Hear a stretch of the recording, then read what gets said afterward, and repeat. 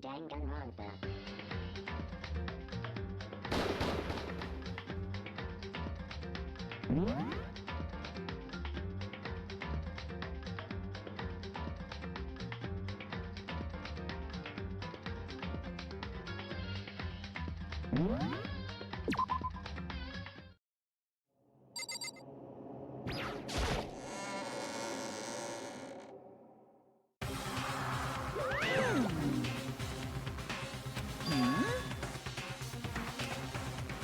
Yo.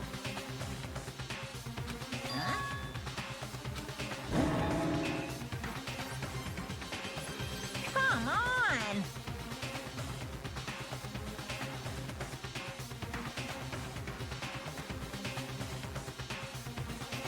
What are you gonna do?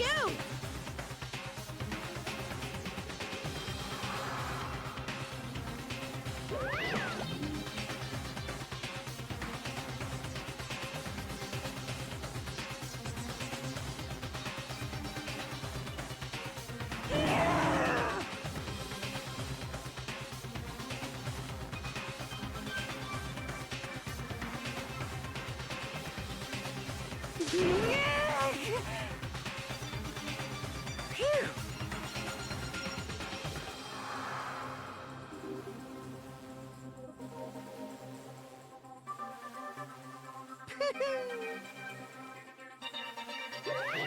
Let's go.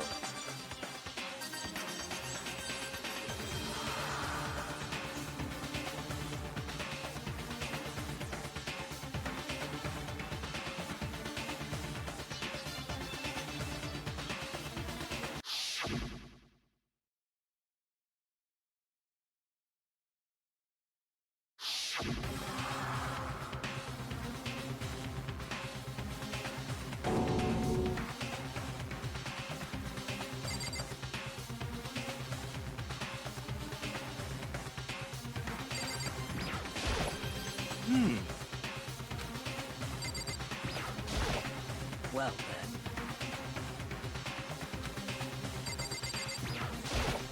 then. Count on it!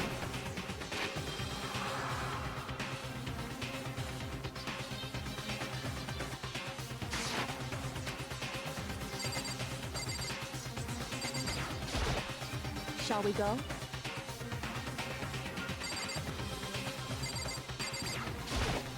Oh, very sad.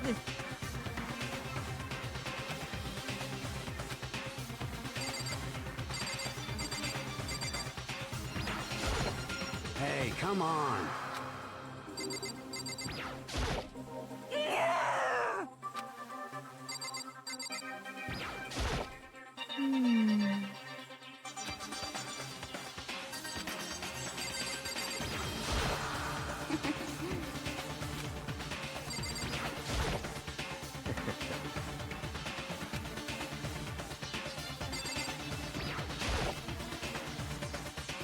It's true.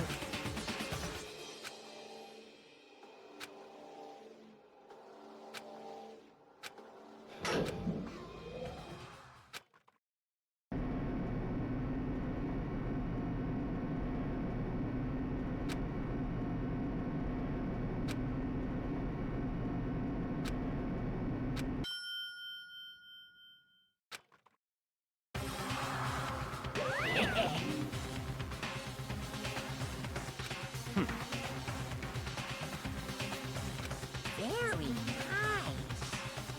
Well? Thrills, chills, kills!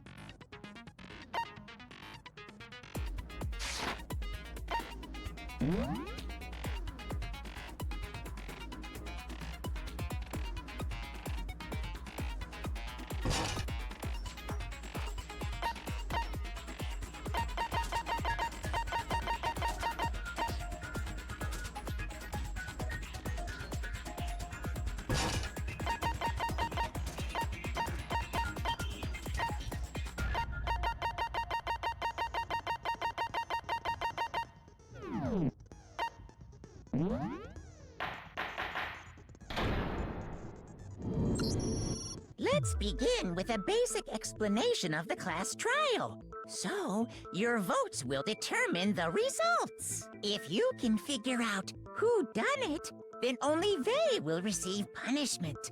But if you pick the wrong one, then I'll punish everyone besides the blackened, and the one that deceived everyone else will graduate.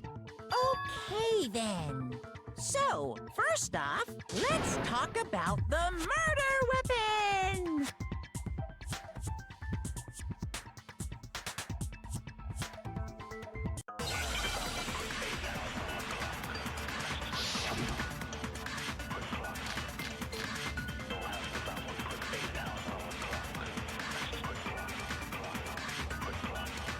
Chihiro's fatal injury. It appears it was a head wound. According to the Monokuma file, the killer used a blunt instrument. But what kind of blunt instrument could it have been? I bet it was an iron pipe. Interesting. That certainly would make for a powerful weapon. Poor Chihiro.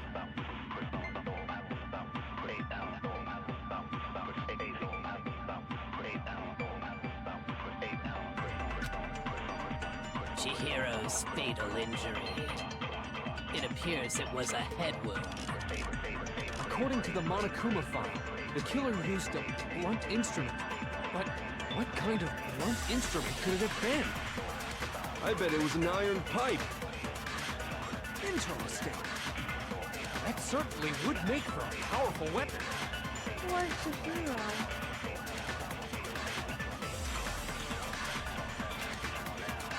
Chihiro's fatal injury.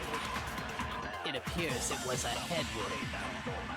According to the Monokuma file, the killer used a blunt instrument. But what kind of blunt instrument could it have been?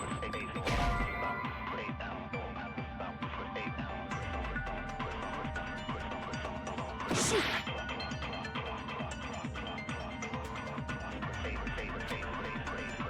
Chihiro's fatal injury. It appears it was a head wound. According to the Monokuma file, the killer used a blunt instrument. But what kind of blunt instrument could it have been? I bet it was an iron pipe. Interesting. That certainly would make for a powerful weapon. Or Chihiro.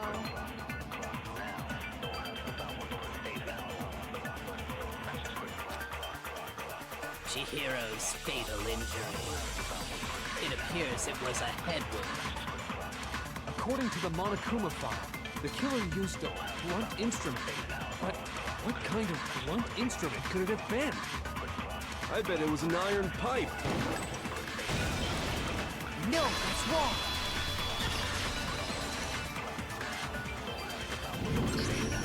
Can we agree that the object that dealt the fatal blow was the dumbbell, found at the scene of the crime? It was covered in blood, and there was nothing else at the scene that could have caused that kind of injury. And the wound on the victim's head is consistent with the shape of the dumbbell. As far as I'm concerned, there's no mistake and no room for doubt on this one. You looked at her head wound? Yay! That's so creepy! If you don't mind, I will proceed from here. Let's move on to discussion of the culprit. Although, I believe the criminal behind this heinous act is already quite clear. What? For real? Chihiro's killer is the fiendish serial killer, Genocide Jack.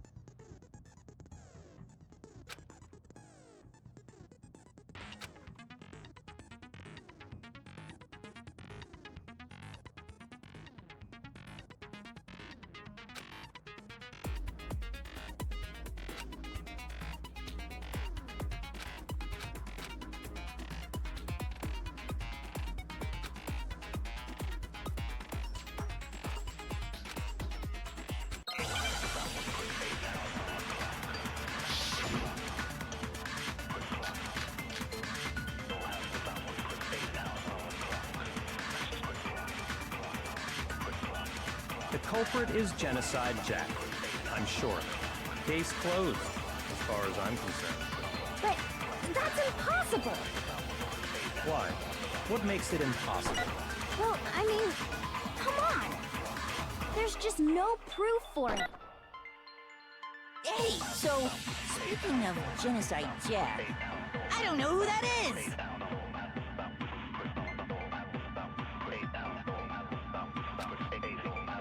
The culprit is Genocide Jack, I'm sure of it. Case closed, as far as I'm concerned.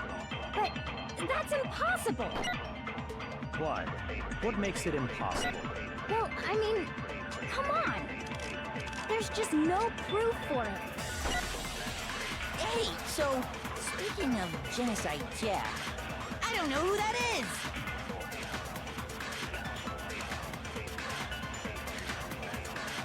The culprit is Genocide Jack. I'm sure. Case closed, as far as I'm concerned.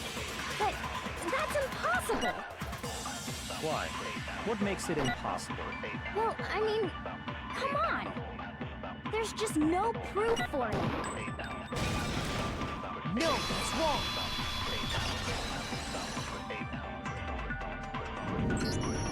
I might know one reason he could be involved. What? I found this file while I was looking around the archive in the library. I guess it's some kind of confidential file the police put together about the Genocide Jack case. What? That's kind of weird as shit, isn't it? What was something like that doing in the library? The why of it is probably more trouble than it's worth. So let's forget about that for now. More importantly, it outlines all the specifics of every Genocide Jack case in exceeding detail. According to the file, there appear to be two defining characteristics in every Genocide Jack case. The first is that a bloody message is found written at the scene of every murder. Oh, that's right. Boob lust. No. It's actually bloodlust. But more important is the other characteristic, and it's something that has never been made public. Never made public? What the hell is it? Why don't you tell them, Makoto?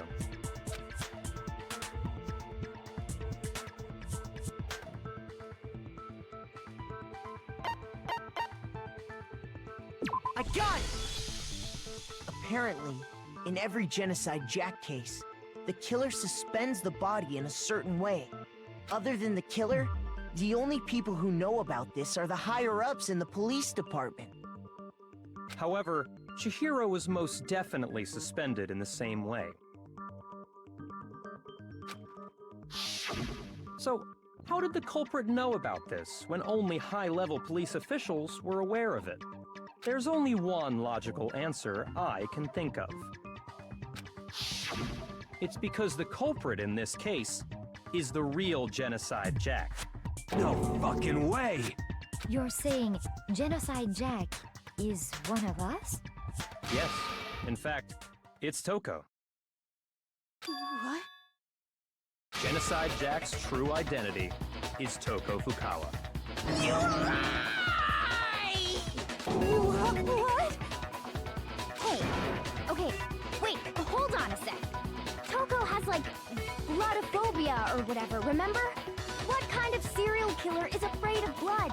Is Toko Genocide Jack? The answer is yes and no. Another riddle? Man, why is this gotta be so complicated?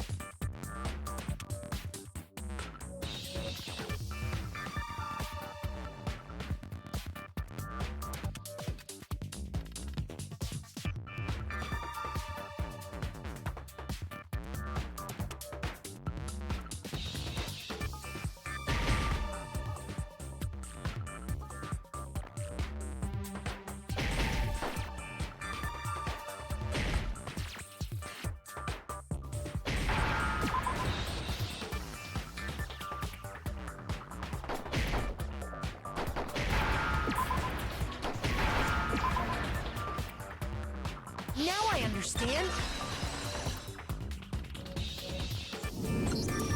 Is it because Genocide Jack has a split personality? Huh? I think I read that somewhere in the file, too. They thought that the suspect might have... what did they call it? Dissociative identity disorder. Oh, okay. But still, to go and say that about Miss Fukawa is... Perfectly acceptable. Toko's strange behavior after seeing the body is proof enough that she has a split personality.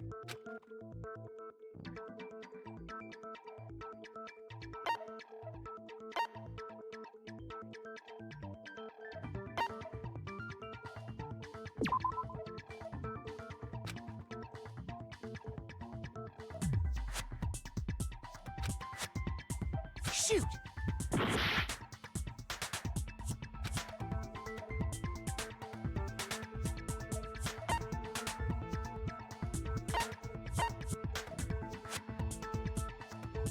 I got it! You're talking about how she started acting totally different than usual, right? That's right. Think back. She fainted when she saw Chihiro's corpse, and then, when she woke up...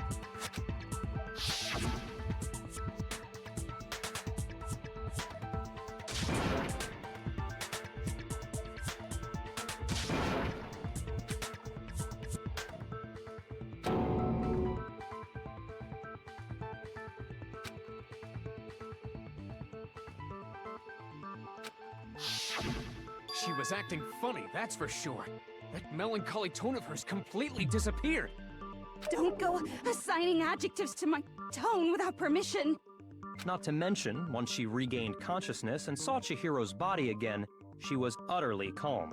In other words, within her is one personality that can handle blood, and one that obviously can. So when Toko trapped herself in her room, it's because she was scared of Genocide Jack?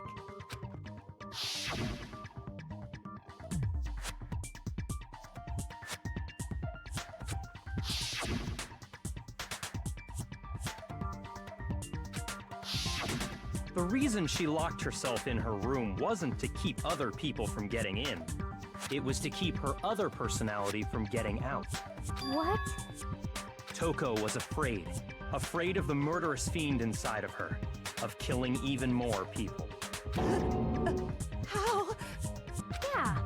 How can you know all this? I do believe you misunderstood her. What she's trying to say isn't, how can you know all this? No. What she wants to know is, how could you tell them? Huh? Last night, just before Monokuma gave his motive speech, Toko and I had a strange conversation. She told me a most interesting story. She said a murderous fiend lived within her, and she was afraid it could appear and attack at any time. And that trepidation is what's caused her to have such a bleak attitude. Isn't that right, Toko? This is all a lie. Right, Toko? You said you wouldn't tell anyone. What? You promised! I can't believe you lied! You have only yourself to blame. You came to me with your tragic little story. I didn't ask you to.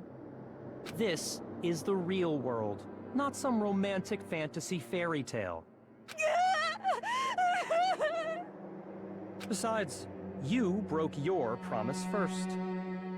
You said that as long as you were here, no matter what, you wouldn't let Genocide Jack kill anyone. But in spite of that promise...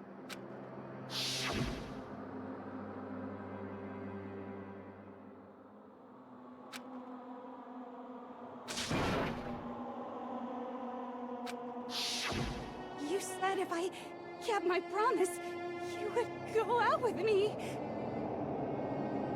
That's the only reason I promised. How many times do I have to tell you? I never said that. But you weren't able to do it. You just couldn't resist that rush you got from killing, could you? I tried. I swear I tried to control it. But your efforts were useless. What a disappointment. I hate you. Well, the opening act is nearly finished. All that's left is to hear from the person in question directly. The person? You don't mean...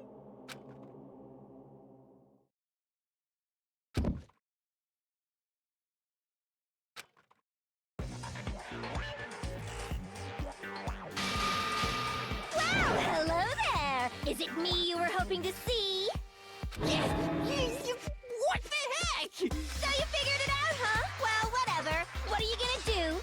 I'm the ultimate murderous fiend, Genocide Jack! Or better yet, let's go with Genocide Jill! What the fuck is this? Toko, happened to you? Not Toko. That's a loser name. And what happened is a textbook split personality. So what if one of them happens to be a serial killer? You should turn a blind eye to one's fault.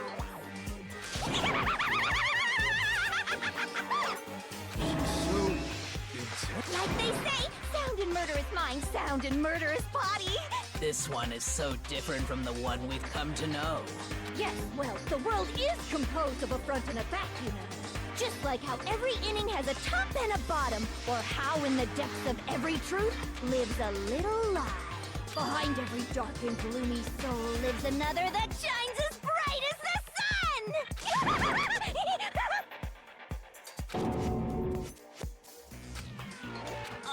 Miss Jack, Jill, can I ask you a question? What's up? Some of us think you might be the mastermind behind our entire situation. What are your thoughts on that?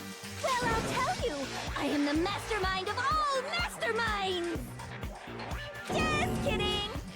Then it's not true? Of course it's not true! How dare you try to link me to that creepazoid? And another thing, the police and government and society in the outside world are totally powerless. I mean, they just let this idiotic, bloodthirsty maniac go buck wild all over town. Sure, I'm a bloodthirsty maniac, but life is pain, right? To live is to hurt other people. It's a necessary evil if you want to survive. The act of living itself causes pain for everyone. Just kidding again! This should be enough to convince you. This murderous fiend is responsible for Chihiro's death. There's clearly a motive, so there should be no doubt. A motive? Remember what Monokuma told us? If someone didn't murder and graduate within 24 hours, an embarrassing memory or secret would be revealed. Well, let's assume that Toko's secret was about Genocide Jack. If a secret like that came to light, Toko's life would have undoubtedly been forever ruined. So she had a very clear motive to never have that side of herself exposed. Interesting. Very, very, very interesting. But sorry, as much as I hate to admit it, I'm not the culprit. But I cannot imagine anyone other than you could murder someone in such a bizarre fashion.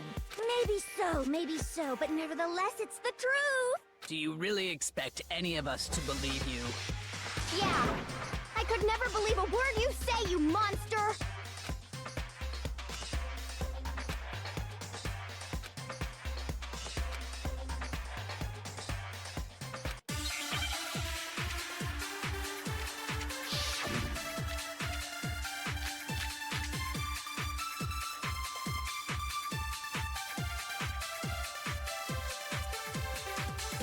But I didn't kill anyone!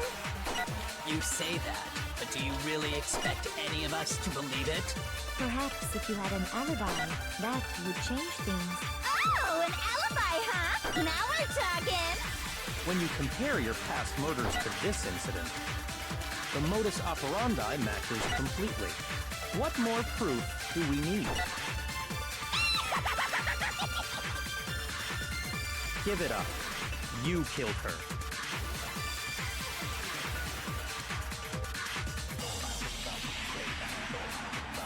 But I didn't kill anyone! You say that, but do you really expect any of us to believe it? Perhaps if you had an alibi, that would change things. Oh, an alibi, huh? Now we're talking! When you compare your past murders to this incident, the modus operandi matches completely. What more proof do we need? Give it up. You killed her.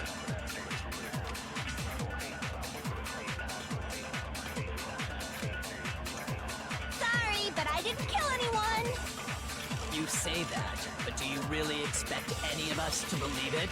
Perhaps if you had an alibi, that would change things. Oh, an alibi, huh? Now we're talking! When you compare your past murders to this incident, the modus operandi matches completely. Shoot!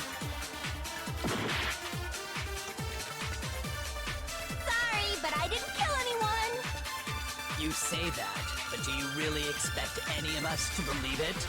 Perhaps if you had an alibi, that would change things. Oh, an alibi, huh? Now we're talking!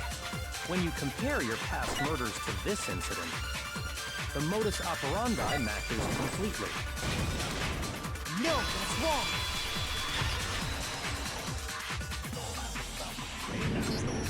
Are the methods of murder really exactly the same?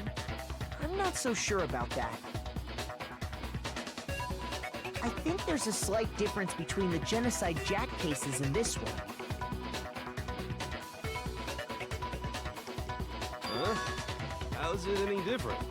Uh-oh, you don't know? Well then, human garbage, let me tell you! I murder with passion and conviction. I consider myself a professional, and I have a very particular way of doing things. Imagine you go to a fancy Italian restaurant. They're very picky about the noodles, the sauce, everything. But what happened to Chihiro? It'd be like if that same Italian restaurant started using ragu or Chef Boyardee. This is no creation of mine. Let me rephrase that, in a way that maybe makes more sense. There are two clear differences between the Genocide Jack cases and this one.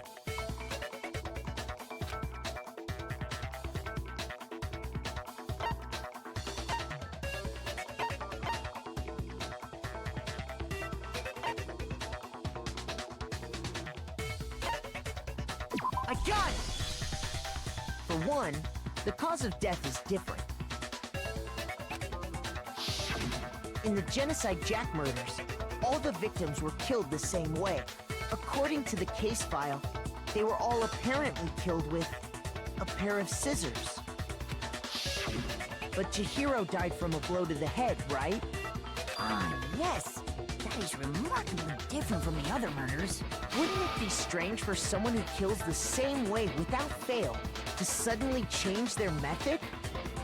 And there's more. One more conflicting detail. That's right. In my recipe of murder, if the bloody message is the tortellini, then the arrangement of the body would be the pesto sauce. Could you please stop comparing killing people to cooking? So, are you saying the other difference has to do with how the body was arranged?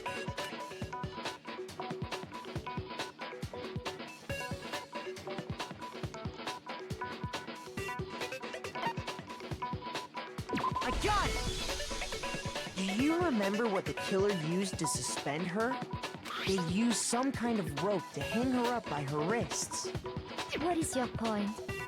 Well, in all the previous Genocide Jack cases, something else was used to suspend them. Specifically, pairs of razor-sharp scissors. And guess what? I used my own specially designed scissors for the murders and the arrangement. Like I said, I'm a professional, so naturally I'm very picky about the tools I use. And you know what else? Big Mac said there's two differences, but he's wrong. Big Mac? Are you referring to me? Listen up, Big Mac. There's actually one more difference. Huh? My word, you really didn't notice? Take a look at who the victims were in each Genocide Jack case. There's a pattern there, just waiting to be discovered. A pattern? Figure that out, and it'll be plain as death why I couldn't have possibly killed that little lolly girl.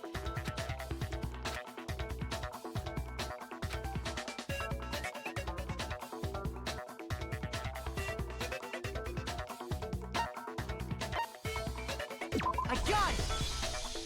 Is it because Chihiro was a girl? Bingo! Bullseye! Right on the money! What are you talking about? In all the Genocide Jack cases, all the victims had something in common.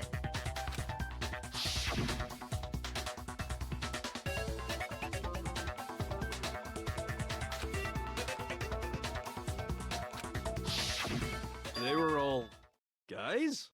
That's right! The people I kill with such passion and conviction are all adorable little men!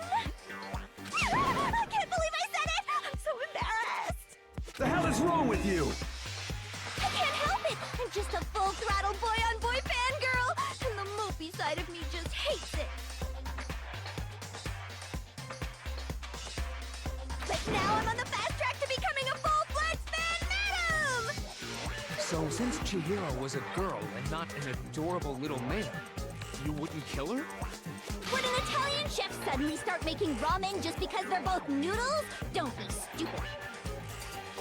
I have too much passion and conviction to cross that line. That's the absolute reality of the one and only. We get it. You've clearly explained your hobby and your philosophy.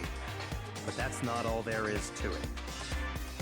It's a different matter entirely, when you're forced to kill in order to survive. Quiet, lowly cur! Lowly? Cur? I would never kill for a reason as petty as mere survival. And if by some fluke I did kill to survive, why would I bother with the message and arrangement? It'd make me the obvious suspect! That does make some amount of sense. Plus, whatever reason I have for killing, I would never leave out my prized scissors. Who would go out of their way to use a big, stupid, heavy dumbbell? Maybe you used the dumbbell because you couldn't find any scissors in the school? Any scissors? I don't just use any scissors. I only use my own set of high-class envy of the entire world scissors! Okay, whatever. There still aren't any in the school. Are you sure about that?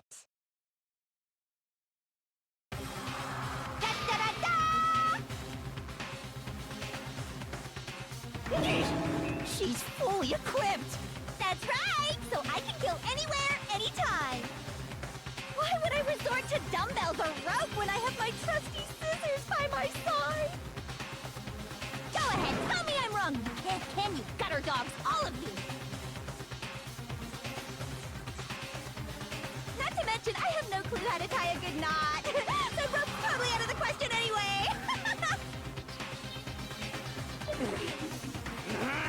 I have no idea what's going on anymore! Could such a heinous villain really be innocent? But the body really was suspended, right? And nobody but the police knew about that. Yeah. That's why we figured it had to be the real deal, and not some copycat killer or whatever.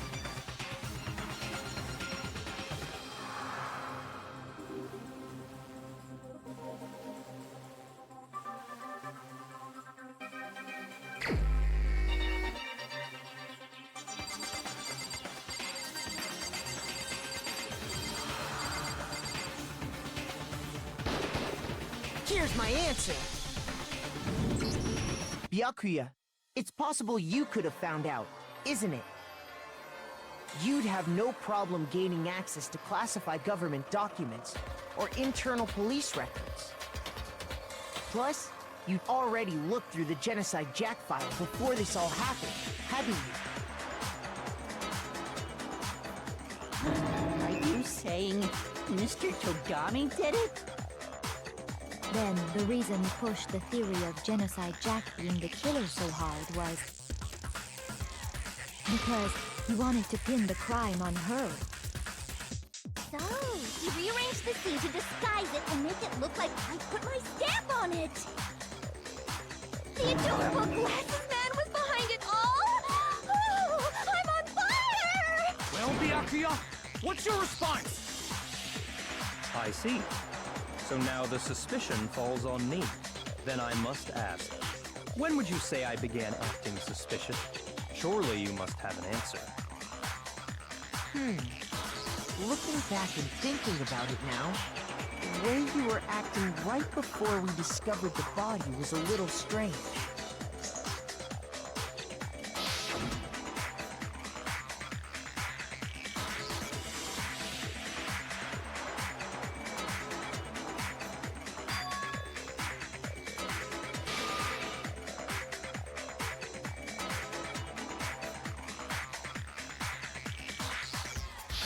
You wanted to go to the girls' locker room right away, right? But since you're a guy... I should have naturally thought of the boys' locker room first. Is that what you want to say? The victim was Chihiro, a girl. Hence why I said we should check the girls' locker room. Nothing strange about that, I'd say. On the contrary, there's something very strange. Okay then, what's so strange about it? Go ahead, share with the rest of the class.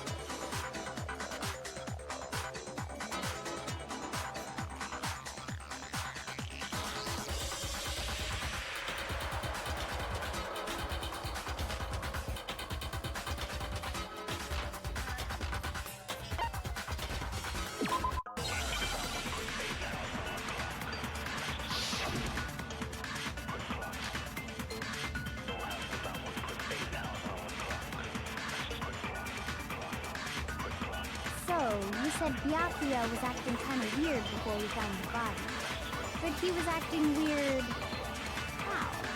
If you're presented with the opportunity to check out the girls' locker room, You absolutely take it! That's a natural reaction for any guy! The victim was Chihiro, who was a girl. So of course I would suggest we check the girls' locker room first. There was no time for pointless distractions. What's so strange about that? I wish you'd taken me with you.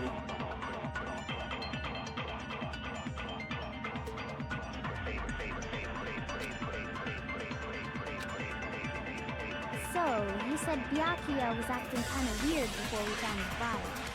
But he was acting weird... how?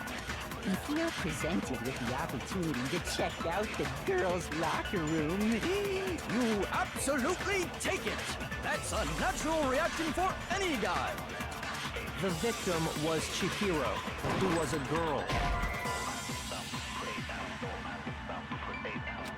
shoot!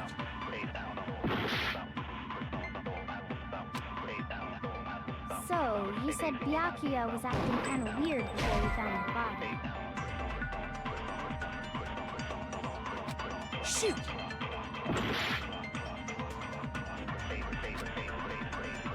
So, you said Byakuya was acting kind of weird before we found the body. But he was acting weird... how? If you're presented with the opportunity to check out the girls' locker room, You absolutely take it! That's a natural reaction for any guy! The victim was Chihiro, who was a girl. So of course I would suggest we check the girls' locker room first. There was no time for pointless distractions. What's so strange about that? I wish you'd taken me with you.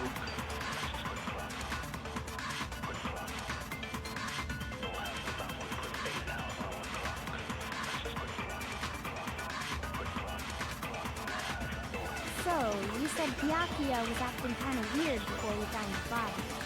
But he was acting weird... how? If you're presented with the opportunity to check out the girls' locker room, You absolutely take it! That's a natural reaction for any guy! The victim was Chihiro, who was a girl. So of course I would suggest we check the girls' locker room first. There was no time for pointless distractions. What's so strange?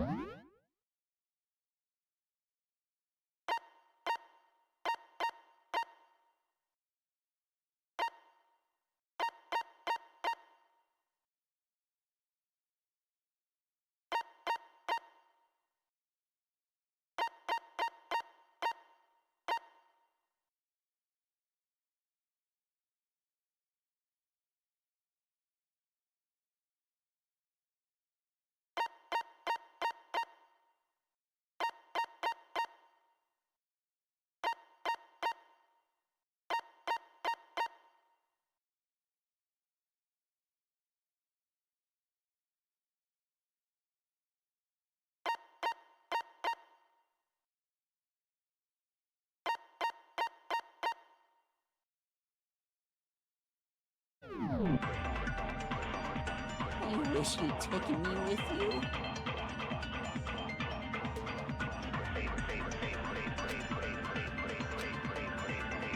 So, you said Byakuya was acting kind of weird before we found the body.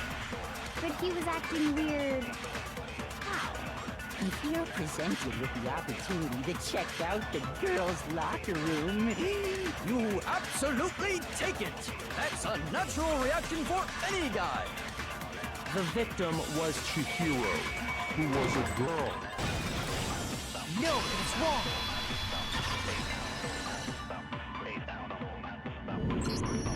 I'll tell you what's so strange about that. Because up until we actually discovered the body, we couldn't have known who the victim was. So your claim that you went to the girls' locker room first because Chihiro was the victim doesn't hold up. I see. That's a good answer, I must admit. Interesting. Very interesting indeed. But your reasoning is still too weak. Huh? What's wrong? Is that it? Surely you've got more than that. Go ahead. Show us.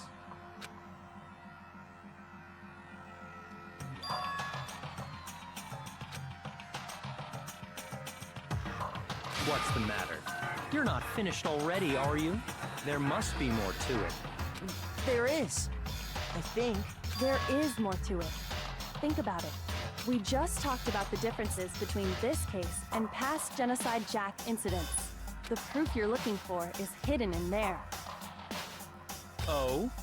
Proof that I'm the culprit, you mean?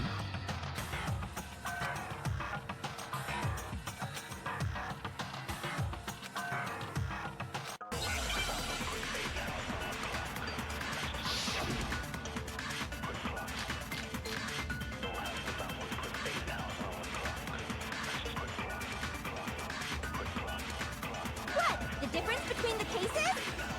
You want me to explain it again? When I want to kill, I use my very own special scissors. And I use those same scissors to arrange the body. But Chihiro was suspended with... It was some kind of rope. Was it not? That's right! It absolutely was! then there must be something very fishy indeed about that rope. Hey, Byakuya, where'd you get it from, huh? I'd never seen that rope before in my life. Obviously, somebody else must have had it hidden away somewhere.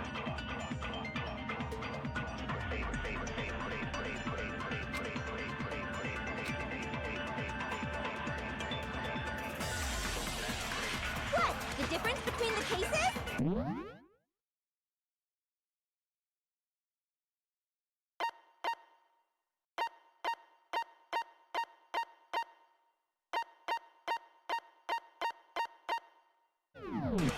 You want me to explain it again? When I want to kill, I use my very own special scissors. And I use those same scissors to arrange the body. But Chihiro was suspended with... It was some kind of rope. Was it not? That's right! It absolutely was! Then there must be something very fishy indeed about that rope. Hey, Byakuya, where'd you get it from, huh? I'd never seen that rope before in my life. No, that's wrong!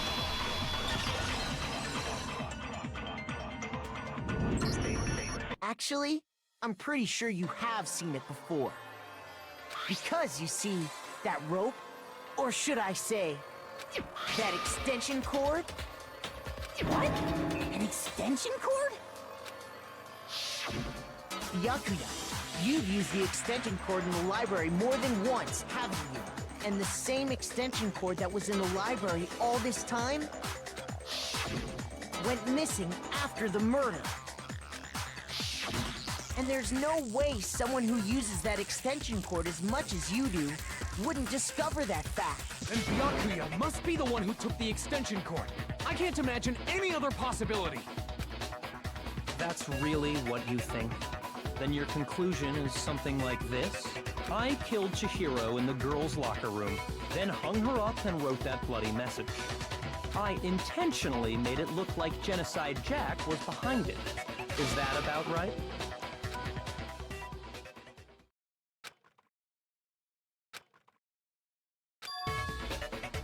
What's wrong?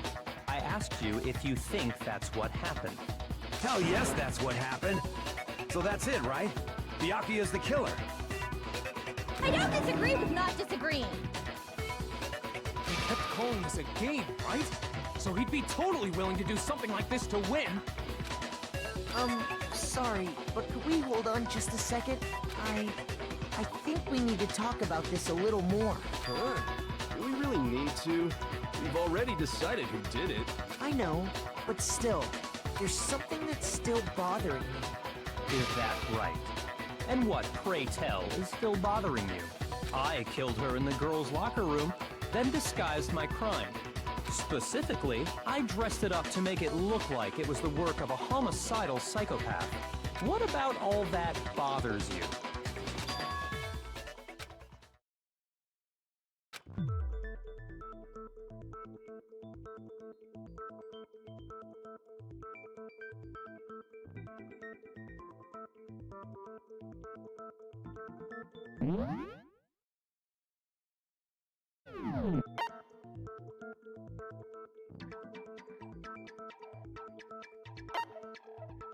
I got it! You say you killed Chihiro in the girls' locker room, right? But are you sure about that? Isn't it possible that the murder took place somewhere else? How disappointing. What kind of question is that? Even in the world of disappointments, this is a true letdown. She was found dead in the girls' locker room. There is absolutely no question about that. How could the scene of the crime have been anywhere else? Well, I think it's entirely possible that she was killed somewhere else, then carried there later, along with the rest of the murder scene. The rest of the murder scene? That was awfully specific. Please tell me you have a reason for saying all of that. I believe I do.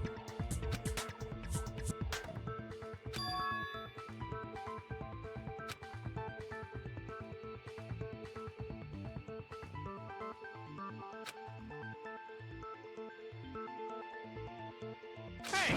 Don't just move on without permission! What do you mean she was killed somewhere else? Come on, Makoto.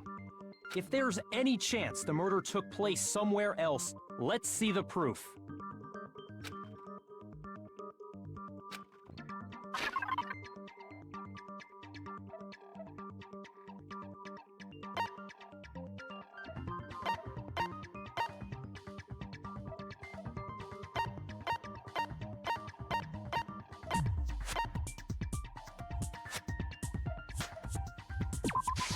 I got it!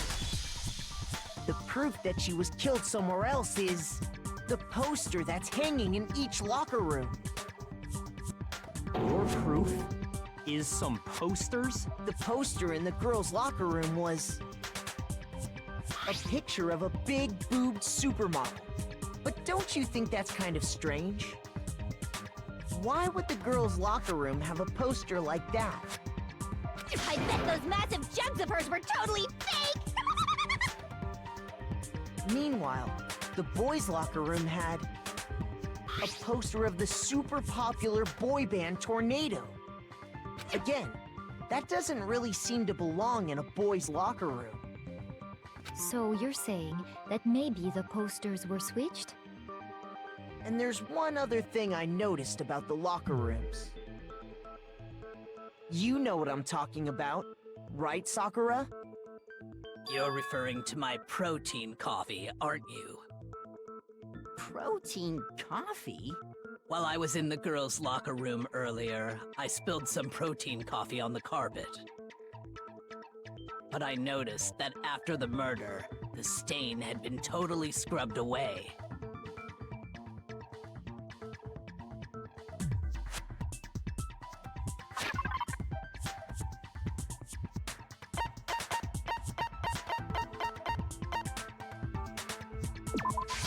I got it! The stain on the girls' locker room carpet wasn't scrubbed away. In fact, I found it on the boys' locker room carpet. That's definitely the stain from my protein coffee. Then, does that mean that the carpets were switched too? But why would anyone do that? To move the murder scene from one locker room to the other. It's certainly plausible, don't you think? What? In other words, in order to completely swap the scene of the crime, The blood-stained poster and carpet were moved along with the dead body. By doing this, the killer was able to change the entire room where the murder took place. I can certainly follow your reasoning, but why would the culprit bother doing that? Huh? Why would they go through all that trouble of switching the scene of the crime? Actually, an even bigger question. If the murder did take place in the boys' locker room, then how did Chihiro get in the boys' locker room in the first place? To get into the locker rooms, you have to swipe your e-handbook across the card reader device. But Chihiro's handbook should have only allowed her access to the girls' locker room. She had no way to get into the boys' locker room to begin with. No, she did have a way, and I can tell you what it was. I highly doubt that. Shut up! I'm telling you, I know how she could have done it.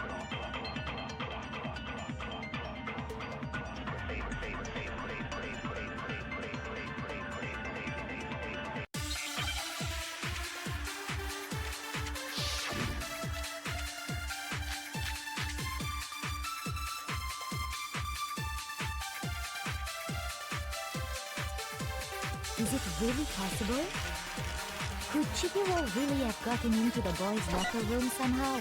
Ah! I got it! She must have hacked her e-handbook! She was the ultimate programmer, after all. I'm sure that would have been no problem for her. No, I don't think that's it. She used the thing that was in the main hall. Huh? What thing? I'm talking about Leon's handbook, of course. If she had that, she could get into the boys' locker room no problem.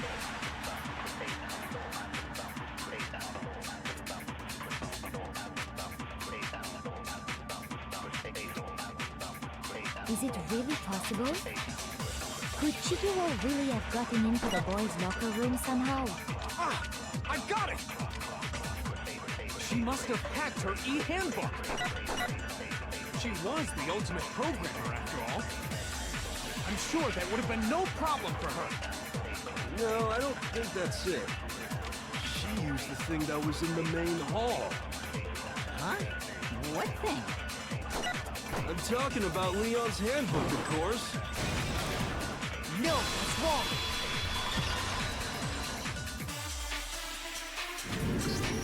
No, I don't think Chihiro used Leon's handbook. Why not? Because Leon's handbook was broken. Oh. Well, then, yeah, I guess that'd be pretty impossible, huh? I am struck silent by how quickly you gave up. Plus, isn't there a regulation against using someone else's handbook? Actually, the rule states that loaning your handbook is prohibited. It says nothing about borrowing one. In other words, you could borrow a dead person's handbook all you want, and you'd be safe. Yup, yup, yup! Hit the nail square on the noggin! Of course, if it were broken, that wouldn't make any sense anyway. So then, she must have hacked hers, like I said. She used her ultimate programmer skills and... Psst! You can't fix an e-handbook! The instant you open one up, a security buzzer starts glaring! So, if she didn't use Leon's handbook, and she didn't modify her own handbook... Maybe Mr. Naegi's initial assumption is just... wrong? It seems like there's no way she could have got into the boys' locker room. So I guess so. Okay then, I vote for Byakuya!